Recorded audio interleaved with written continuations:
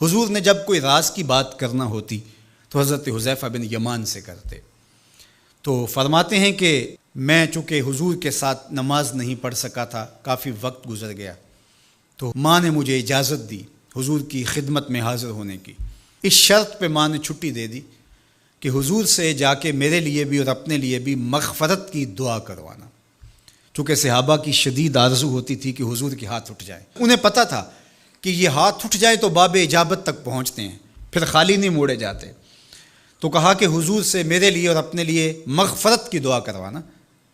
ماں نے اجازت دے دی تو یہ حضور کی خدمت میں آئے۔ کہتے ہیں میں نے مغرب کی نماز پڑھی اور سلام پھرا تو میرے دل میں تھا کہ حضور سے ملوں اور کہوں کہ حضور میرے لیے، میری ماں کے لیے مغفرت کی دعا کر دیجئے، لیکن حضور نوافل میں ایسے مشغول ہوئے کہ مجھے موقع نہ مل پایا، حتیٰ کہ عشاء کا وقت ہو گیا۔ عشاء کی اذان پکاری جانے لگی، حضور نے نماز عشاء پڑھائی، سلام پھرا تو میرے دل میں تھا کہ ماں نے جاتے ہی پوچھنا ہے کہ دعا کروائی تھی تو کیا جواب دوں گا۔ مغرب کی نماز کی چھٹی ملی، عشاء بھی ہو گئی اور میں عرض نہیں کر سکا۔ تو میں ابھی سوچ ہی رہا تھا کہ حضور حجرہ انور کی طرف بڑھ گئے۔ اب جنہوں نے مسجد نبوی کی حاضری کا شرف پایا ہے وہ جانتے ہیں کہ مصلی نبوی سے حجرہ رسول کا فاصلہ ہی کتنا ہے، اور جنہوں نے یہ شرف نہیں پایا میری دعا ہے کہ وہ اڑ کے مدینے چلے جائیں۔ سچی بات ہے، جس نے وہ شہر نہیں دیکھا اس نے کچھ بھی نہیں دیکھا۔ جنوں ویکھ کے اکھیاں ٹھر دیاں نے، جنوں ویکھ کے ٹھر دا سینہ ہے، ربا تیری ساری خدائی وچوں بس اکو شہر مدینہ ہے۔ آج اس وقت پوری دنیا کے اوپر جو وبا پھیلی ہے اس کی وجہ سے جہاں اور بہت ساری چیزیں ہمارے لیے اذیت اور دکھ کا ذریعہ ہیں، وہاں ایک بہت بڑا دکھ ہے کہ مسجد نبوی کے دروازے بھی بند ہیں۔ تو یہ دن تھے کہ حرم کی رونقیں دیکھنے والی ہوتی، مواج انور کے سامنے درودوں کی بہار ہوتی، مدینے میں بیٹھ کے حضور کے روضے کے سامنے حضور علیہ الصلاۃ والسلام کے شہر کی پکی ہوئی کھجوروں سے افطاری کرنے کا اپنا ہی لطف ہوتا۔ آج مدینے کے لوگ بھی ترس رہے ہیں۔ بچپن سے لڑکپن تک اور لڑکپن سے جوانی تک اور جوانی سے بڑھاپے تک 80 سال عمر ہو گئی، جنہوں نے رمضان المبارک کا روزہ مسجد نبوی سے باہر کبھی کھولا ہی نہیں، آج اپنے گھروں کی چھتوں پہ کھڑے ہو کے میناروں کو دیکھتے اور چیخیں مار رہے ہیں۔ اللہ اس وبا کے دن مختصر کر دے اور اس امت کے لیے آسانیاں پیدا کر دے۔ تو حضور علیہ السلام اٹھے مصلی انور سے اور اپنے حجرہ انور کی طرف چل پڑے۔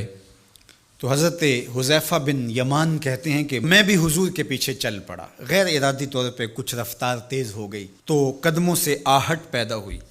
تو حضور نے ارشاد فرمایا کہ من ھذا، کون ہے؟ پھر خود ہی کہا حذیفہ تو نہیں؟ قلت نعم، میں نے کہا جی حضور میں حذیفہ ہوں۔ تو آقا کریم علیہ السلام نے کوئی توقف کیے بغیر فرمایا ما حاجتوں کا غفر اللہ لک ولی امک، اللہ تجھے بھی بخش دے، تیری ماں کو بھی بخش دے، کس کام آئے ہو؟ اب حذیفہ بن یمان کہتے ہیں جو کام تھا وہ تو جنبش لب سے پہلے ہو گیا، یہاں تو لفظوں کا سہارا نہیں لینا پڑتا، وہ بند لبوں کی بولیاں سمجھتے ہیں۔ تو کہتے ہیں کہ جو حاجت تھی وہ تو پوری ہو گئی، یہی تو کہنا تھا کہ حضور میرے لیے اور میری ماں کے لیے مغفرت کی دعا کیجیے۔ پھر حضور نے ارشاد فرمایا قال ان ھذا ملک لم ینزل الارض قط قبل ھذہ اللیلہ، اے حذیفہ یہ فرشتہ ہے جو اس رات سے پہلے زمین پر کبھی نہیں آیا، یہ پہلی مرتبہ آیا ہے۔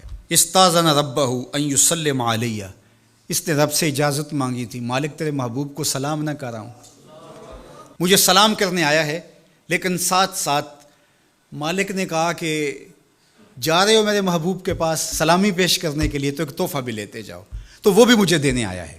تو وہ تحفہ کیا ہے سنو، بے انا فاطمہ سیدۃ نساء اہل الجنہ، مجھے خوشخبری دینے آیا ہے کہ آپ کی بیٹی فاطمہ جنتی عورتوں کی سردار ہے، اور وَأَنَّ الْحَسَنَ وَالْحُسَيْنَ سَيِّدَا شَبَابِ أَهْلِ الْجَنَّةِ، اور حسن اور حسین فاطمہ کے بیٹے جنتی جوانوں کے سردار ہیں۔ یہ آج خوشخبری لے کر کے میرے پاس مجھے سلام کرنے آیا ہے۔ تو یہ ملکہ جنت ہیں، خاتون جنت ہیں، سیدہ نساء اہل جنت ہیں۔ کہتے ہیں کہ جب حضور علیہ الصلاۃ والسلام کو سیدہ فاطمہ الزہرا رضی اللہ تعالی عنہا کوئی بات کرتی تھیں تو حضور ان کی بات کو نہیں ٹالتے تھے، ان کی بات مان لیتے تھے۔ تو آج ہم سیدہ فاطمہ الزہرا رضی اللہ تعالی عنہا کی وساطت سے حضور کی بارگاہ میں استغاثہ پیش کرتے ہیں کہ اس امت مرحوم پہ اللہ سے رحم کی خیرات مانگیں اور اللہ میرے وطن کی خیر کرے، امن، رحمت اور کرم نوازیوں کے اجالے اور نور نصیب ہو، میری قوم کی بیٹیوں کو اسوہ فاطمہ کے اجالے عطا ہوں۔